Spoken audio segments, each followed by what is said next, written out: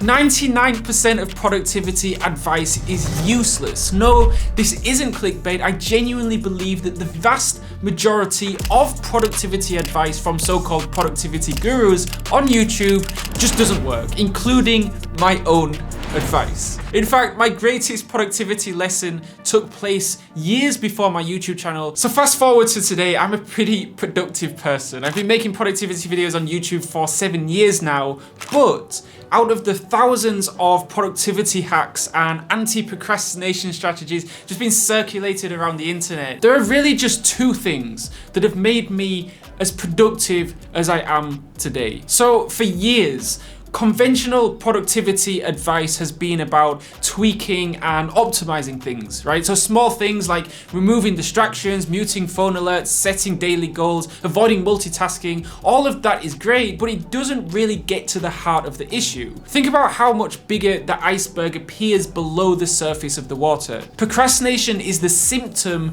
of a larger problem. When it comes to productivity, there are two major components at play here. The first is purpose, and the second is your state of mind. If you master those two components, you can pretty much disregard all other productivity advice. Trust me, your time will be better spent on other things. The first component of productivity is purpose. If you don't have a strong reason behind your goals and actions, you'll fall into a trap of daily procrastination. Now, this can really get in your way, messing up your efforts and filling your head with random stuff, making it harder to focus and reach your goals. And if you haven't found your purpose yet, here's a very simple exercise you can do based on the Japanese concept Ikigai. Essentially, you're answering 4 questions. What do you love to do? What are your strengths? What can you be paid for? And this is important if you want to go pro to help as many people as possible.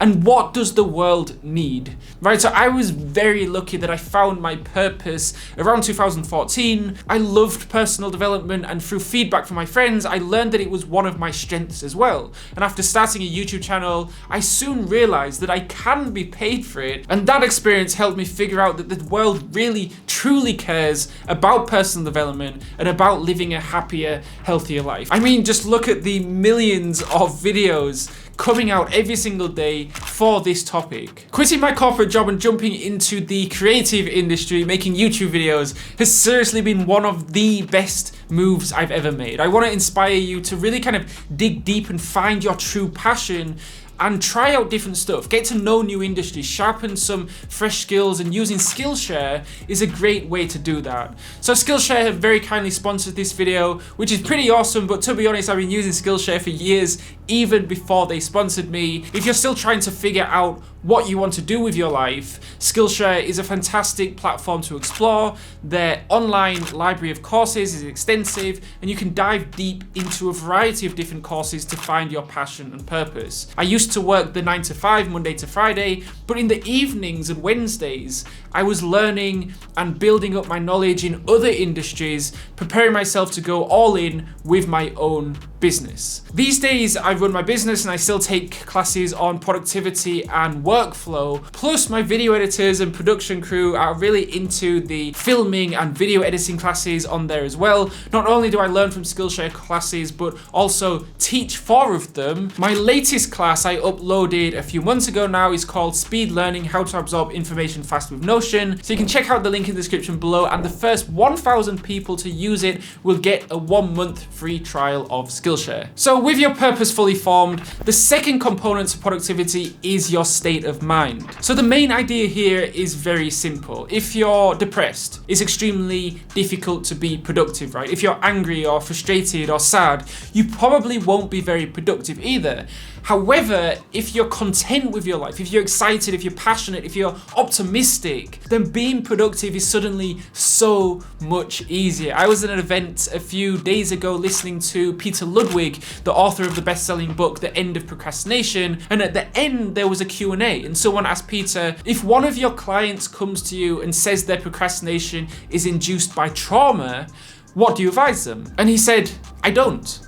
I refer them to a psychologist, because the state of mind is so important for productivity. Your emotional needs need to be dealt with first before you can fully focus on your productivity. You know, life isn't easy. You're going to have a lot of obstacles thrown at you. You can be damn sure of that. So the most effective long-term productivity strategy is dealing with these underlying problems that are affecting your state of mind, meaning building yourself up, becoming more resilient, both physically and mentally, looking after yourself, eating well, sleeping well, making sure that you're surrounded by good people, actually pursuing hobbies that make you happy, and just being healthy. It's about building that stable foundation first, where your default state of mind is happiness and positivity. And once you've built that stable foundation and you've found your purpose, that is the real productivity hack. Done.